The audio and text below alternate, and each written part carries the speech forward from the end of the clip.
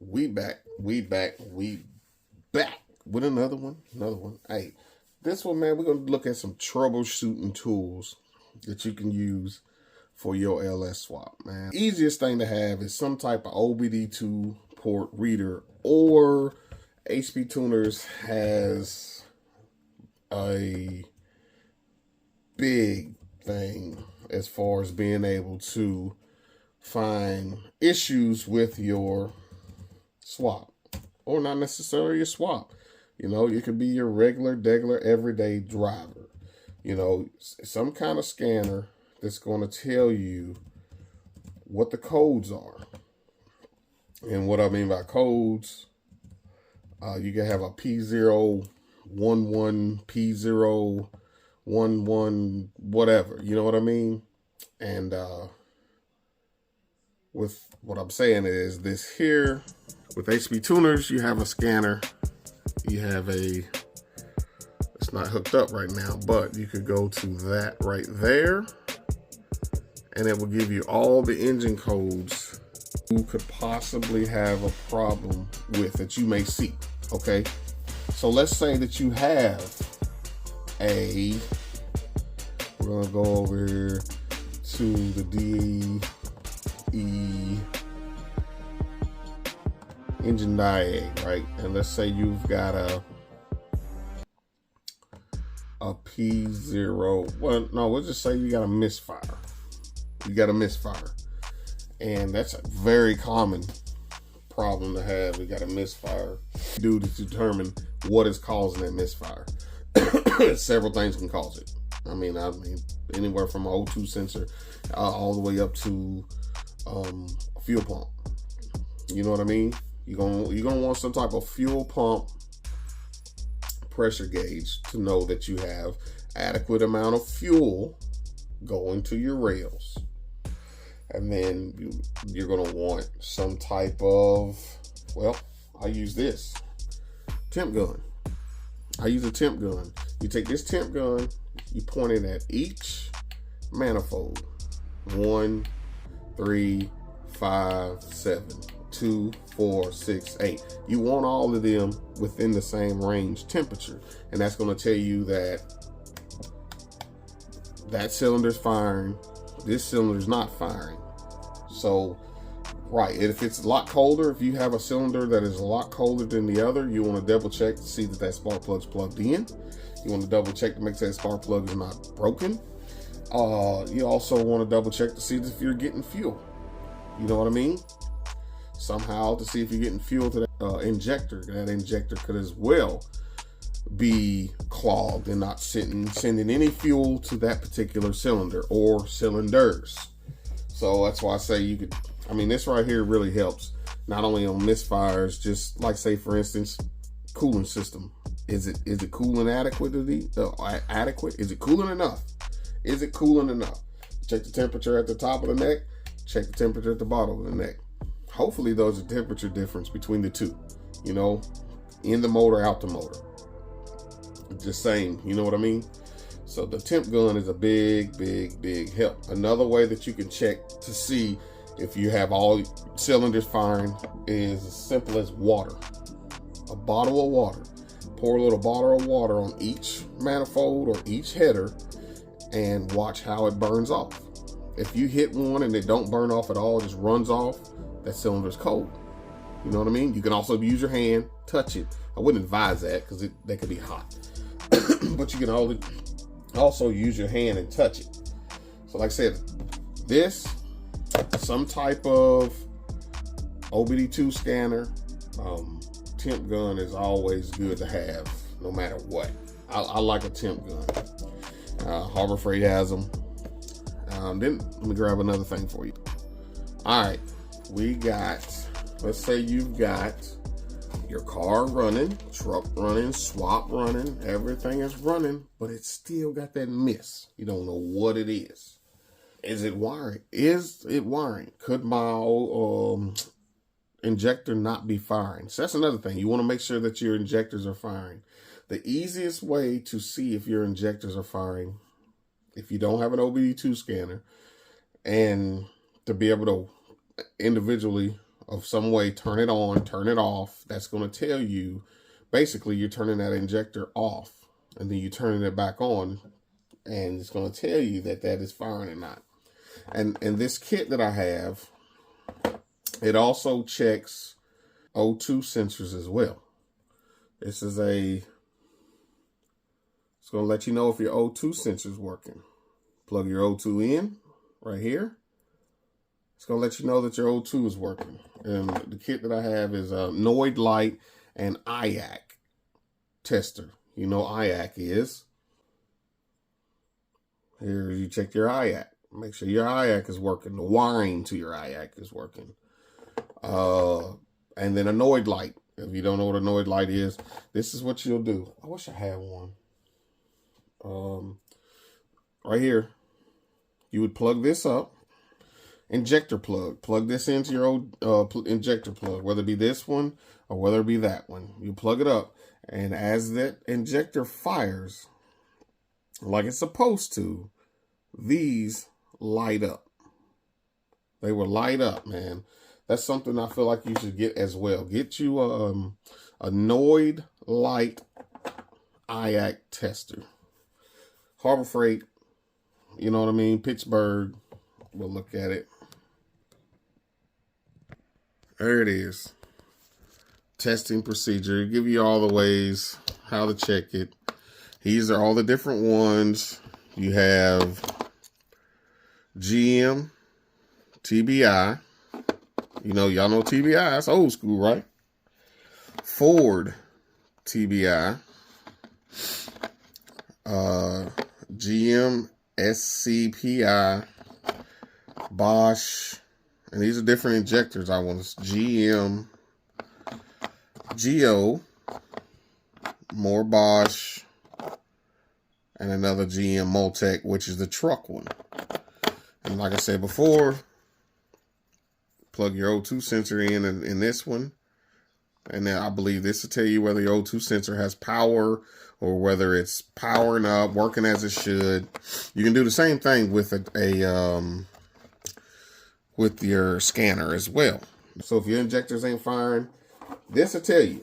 This will tell you. If you don't have power going to your injectors, this will tell you. If you don't have a ground going to your injectors, this should tell you. Now, is it going to tell you if your injector is clogged up? No, it's not going to do that. It's going to tell you that it's trying to trigger like it's supposed to, and that's what it's going to do. It's not going to tell you that it's triggering, it's firing, and that you can see gas come, or you know that fuel's coming out of it. Another thing is a spark plug arrest. Inline spark plug. And it tells you if you got fire to your plug. I'll put a picture of it in this video as well. I have one. It's outside. I'm not going to look for it at the moment. But that's another plus to have. That'll let you know if your spark plug's firing. Another way you can check to see if your spark plug's firing, pull a spark plug out or put an old spark plug in it to make sure that coil pack's firing. Put a spark plug in it, put it next to some type of metal. I wouldn't advise holding it with your hand. Pair of pliers or something. And if it shoots a spark, you know that at least your coil pack is firing. You get it from the junkyard. You've been told that it's got 123,000 miles on it. It was sitting on the ground, but it's got 123,000 miles on it. Ran when it pulled, and then you get it and it won't turn. You know what I mean? Sometimes it's the luck of the draw. Okay, man. And another thing that I feel like is important is some type of test light of some type. You know what I mean? To check continuity. You want a continuity check as well. So what I have is part number KM10. KM10.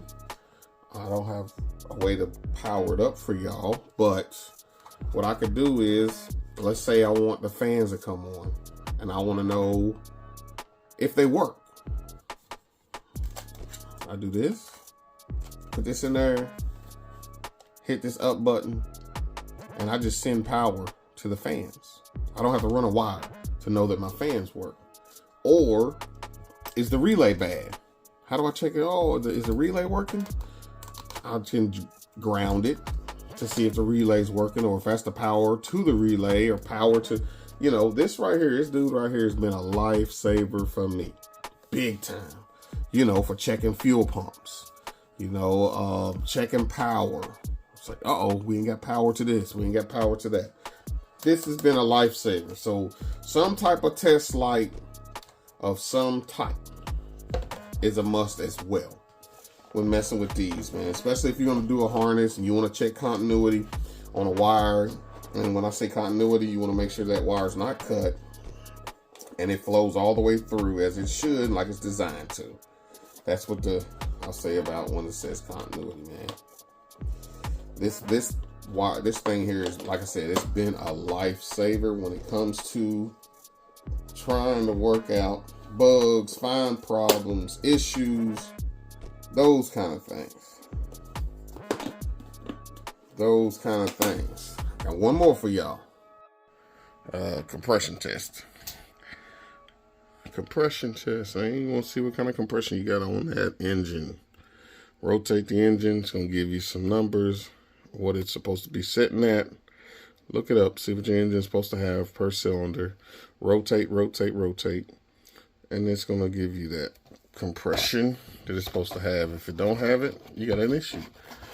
Once you rotate and it builds compression and you go, it's release, you can unscrew the spark plug, because that's what it does. It screws in the spark plug hole, hooks in there, turn the key over, and it's going to rotate and build compression. That's what you're going to need. Get a compression tester as well. Just a couple troubleshooting tools I think that somebody could use for your LS swap. Different tools, you know. Some are the simplest. Like I said, the test light or the temp gun. You don't necessarily have to have the temp gun. You can use water. You can use spray water on the manifold. Spray water on it to verify that you're getting ample enough fire. I got one more. And as well as that compression tester, because you could also have a blown head gasket, because that could be an issue too. And here's another way that you could, get it backwards. Let's see.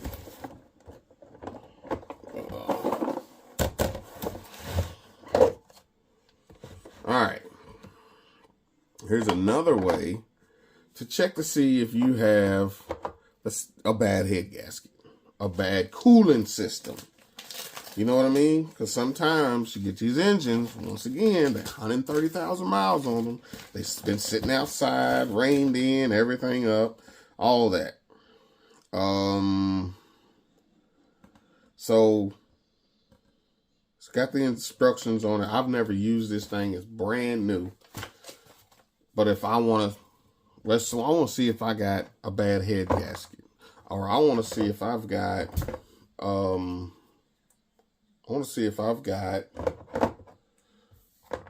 a leaking radiator cap, or a hole in my radiator, hole in a hose. Sometimes you can't see it. You can't find it. So whenever you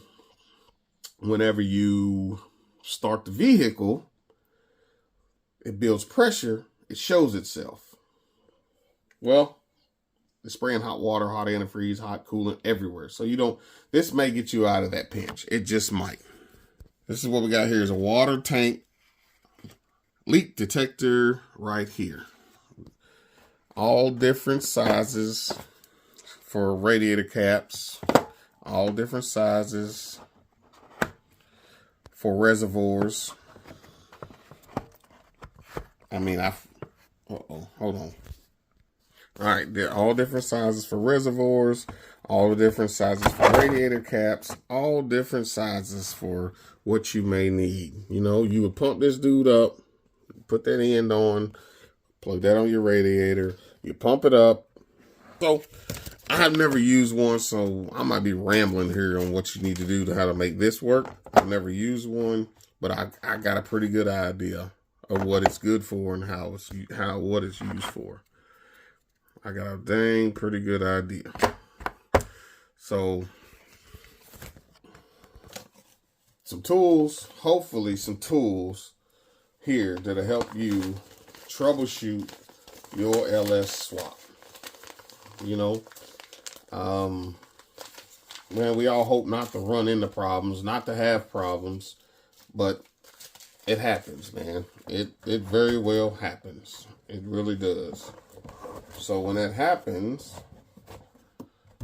you gotta have ways to troubleshoot and find out what the issues are.